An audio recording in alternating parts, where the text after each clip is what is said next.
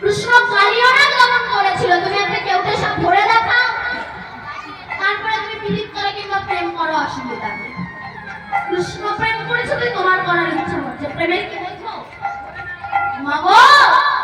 রাধা কৃষ্ণ প্রেম করে জগতের কাছে পূজনীয় হয়েছে, তুমি আমি প্রেম করে গ্রামের কাছে ঘৃণিত হয়েছে।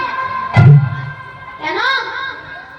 এই রাধা কৃষ্ণের প্রেমটা কেমন জানে? একটুখানি বলি শোনো, রাধা কৃষ্ণের প্রেমটা কেমন। আমার গোবিন্দ প্রতিদিন দ্বারকায় ঘুম থেকে উঠে দন্তমার্জন করে বসতেন, আর প্রতিদিন রুক্মিণী এক গ্লাস করে গরম দুধ আমার গোবিন্দকে দিতেন। তা আজও দিয়েছেন, তা আজ দুধটা একটু বেশি গরম হয়ে গিয়েছে। এটা রুক্মিণী ভালোভাবে জানতো না, আর ভগবান ভক্তের যে অবস্থা কখনো চেক করে খায়।